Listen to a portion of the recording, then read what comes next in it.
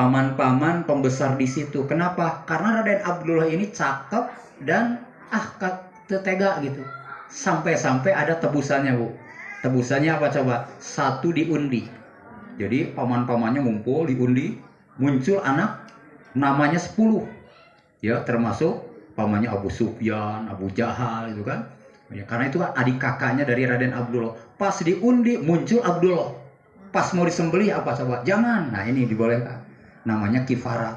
Jangan jadi apa? Walaupun muncul Abdullah, biar kita tebus saja. Waktu itu mungkin ke dewa lah mungkin ya. Caranya bagaimana? Nyembeli 10 unta. Jadi untuk tidak jadi disembeli, maka diganti dengan 10 unta. Akhirnya selamat. Bahkan dalam riwayat itu 10.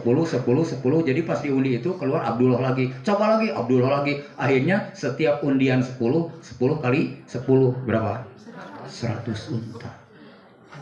Saking bahagia dia ngomong bahwa nanti kalau benar-benar diijabah oleh Tuhan saat itu mungkinnya, maka aku akan persembahkan untuk disembelih. Tapi rasa kasih sayang akhirnya diganti dengan 100 unta.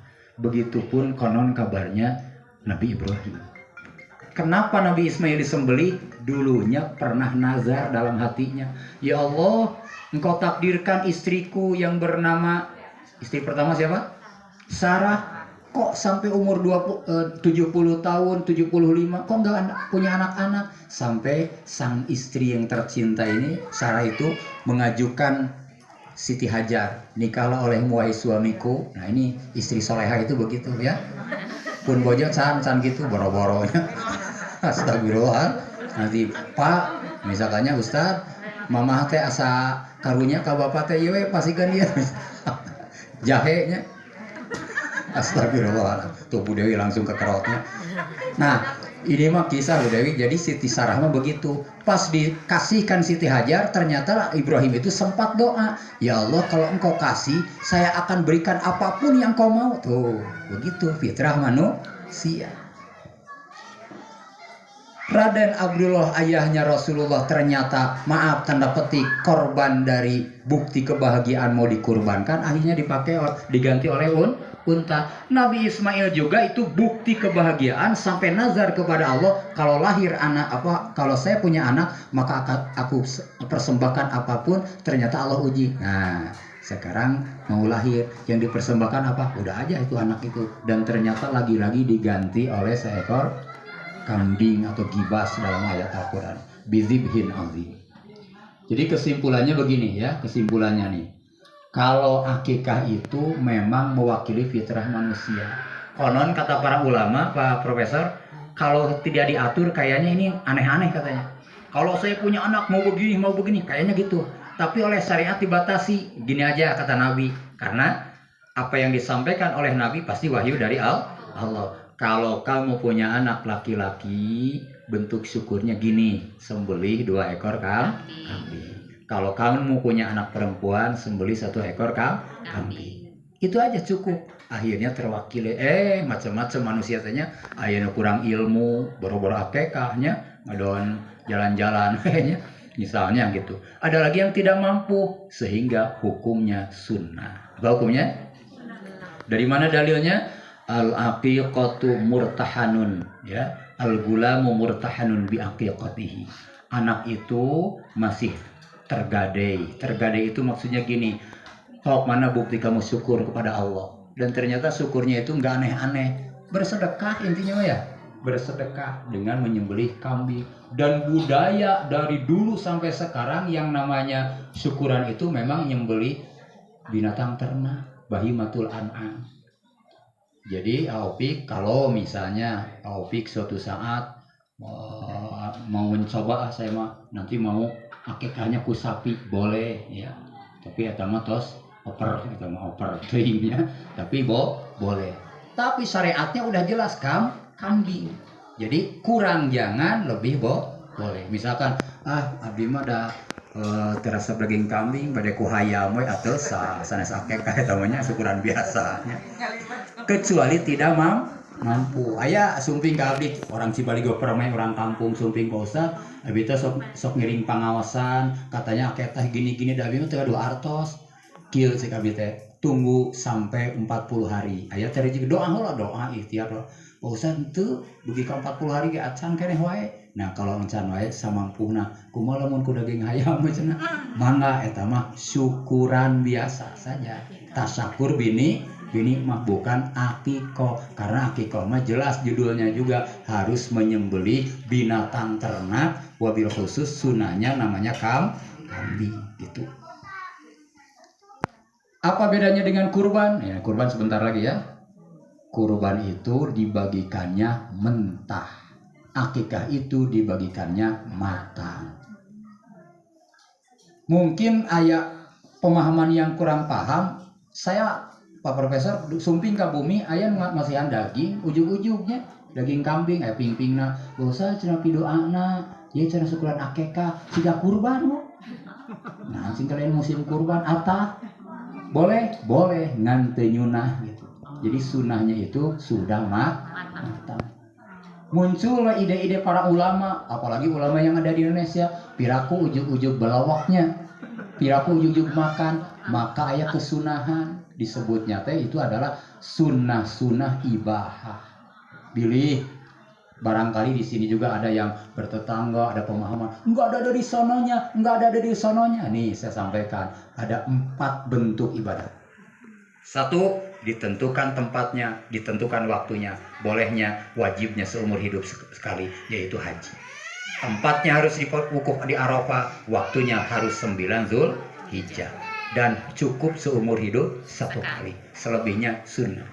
Dan kalau ada mau lagi lebih baik kasih ongkos untuk Pak Burhan karena wajibnya 1. Yang kedua ditentukan tempatnya, bebas waktunya, namanya umroh. Tempatnya harus di sana, waktunya bebas, namanya umroh. 3 ditentukan waktunya, dibebaskan tempatnya. Itulah kefarduan saum Ramadan. Waktunya tentukan nggak? Tempatnya bebas. Kalau AA pas waktu Ramadan misalkan ada tugas ke Kanada, wayahna AA sabaraha jam di itu puasana? 18 jam. Kenapa? Da tempatnya bebas. Bongana tuh anak cicihan juang rek kadit lah tuh. Jadi putih maghrib sampai di subuh sampai maghribnya lama wayahnya, makanya suka dengar gitu kan. Kok kayak nggak adil? Justru adilnya Allah di situ. Dan orang situ pasti biasa. Baik, jadi ditetapkan waktunya, dibebaskan tempatnya. Sholat yang 5 waktu wajib kan? Boleh sholat di rumah? Pak Profesor nguji disertasi di kampus, boleh di kampus? Bahkan di jalan boleh tidak? Boleh, ngantu umum di orangnya. Kalau di Arab biasa wajibnya amparkeun si pinggir mobil teh sholat didinya asal suci tempatnya. Jadi tempatnya bebas, waktunya ditentukan. Ada yang keempat. Nah ini yang keempat. Bebas waktunya, bebas tempatnya, termasuk acara seperti ini. Waktunya ditentukan tidak? Tidak. Tempatnya? Boleh tempatnya di hotel. Ya. Syukuran akikah di hotel milik AA, ya. AA Opik, hiji waktos gitu ya. Kan kayak peresmian Sultan Rajo Ame. Boleh ya. Nah jadi baca Quran ditentukan tempatnya? Tidak. Ditentukan waktunya? Tidak. Pak Ustaz, tapi kan aya dilarang. Itu mah batasan secara syariat. Di WC mah entong, di WC mana naonan artinya makruh, di pasar makruh itu Bu. Kalau sedang golek cowok adu tawa dan sebagainya itu makruh. Lain dia mau adu tawa, a'udzubillah naonan gitunya. Itu makruh hukumnya. Tapi kalau di toilet itu tidak boleh. Jadi baca Quran termasuk baca sholawat bebas yang keempat. Tempatnya bebas, waktunya bebas. Ulama cerdas, disambung-sambung, dipajel-pajel. Oh, syukuran akikah di dalamnya baca Quran seperti tadi orang Ar-Rahman. Oh, ternyata setelah dipotong teh sunah oke. Tambah dengan sunah bari motong piraku baralomnya atau nyanyi teh Indonesia asa teu rame. Oh, udah ditasorufkan. Naon tabaruk kajungjunan alam biar ada dapat berkahnya. Mau sholawat nanti kita baca itu. Kenapa berdiri? Nyameureunana ari bade ngurilingkeun dari cacik mah terame gitunya, tapi ada lagi memang seolah-olah menghormati namanya disebut yang mulia sambil berdiri. profesor di kampus menyanyikan lagu Indonesia Raya. Benderana teu aya di dinya teh nya. Sanes upacara, nah narangtu menghormati dengan kesadaran diri, ngadeg sikap sempurna, mirip komo ieu junjunan alam Kangjeng Rasul Muhammad sallallahu. Boleh duduk, boleh berdiri, boleh jongkok, boleh salawat, boleh, ya. Bebas tempatnya, bebas waktunya, tinggal kepantasan. Pira koina marhabaan di dia mah orang cari ngogo. Boleh mah boleh yang teu pantas kayak gitunya. Makanya kenapa berdiri, paham ya? Baik. Nah, jadi kita hargai, kita hormati kalau dalam perbedaan pendapat, tapi kita harus jongjon asik dengan pendapat kita, ada dasar-dasarnya. Satu, menyembelih kambing. Waktunya kapan ditentukan oleh Nabi. Kalau paling bagus itu di hari ke-7. Satu, umumkan namanya, ya. Ayuh sinasmahu, siapa namanya? Tadi kupingnya kubu MC tadi sudah diumumkan. Omar ya. Sanes Umar ya. Nah, itu berarti sudah nama milenial gitu ya. Bilih Soeharto gitu ya.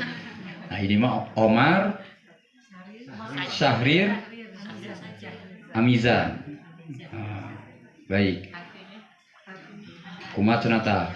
Opik Omar kumat. Ya, penasaran ibu-ibu. Maksudnya latar belakang nama itulah gitu ceritanya. Ya, Omar tuh anak laki-laki pertama gitu ya, karena kan yang pertama kan perempuan gitu. Terus Syahrir tuh berwibawa gitu ya. Terus Hamizan itu kan cukup lengkap, artinya itu pinter, terus cakep, terus kuat gitu. Jadi anak laki-laki yang berwibawa, terus pinter, cakep, dan ilmunya pun juga tinggi lah ya, insya Allah gitu. Gitu. Tapi prosesnya kemarin nama itu siapa yang jadinya dapatnya Omar kan ada dengan ceritanya ada beberapa nama itu. Oh iya, itu dipilih ada beberapa nama. Akhirnya yang dapat Omar, Syahrir, itu siapa menentukan? Bapak yang di sebelah kah? Iya. Alhamdulillah. Alhamdulillah. Nama ini adalah nama yang luar biasa, semoga sesuai yang dicita-citakan ya. Jadi ibu, itu memang pesan Nabi, ayuh sinas, mau berikan nama yang paling baik, dan yang berhak pemberi nama betul ada ayahnya. Walaupun pertimbangannya boleh melingkar ke kanan, kiri, kakek, internet, Google ya, silakan bebas, tapi keputusan ada di ayahnya, karena nanti kan bin gitu ya. Omar Syahrir Hamizan bin Muhammad Taufik Irmansyah, masya Allah ya.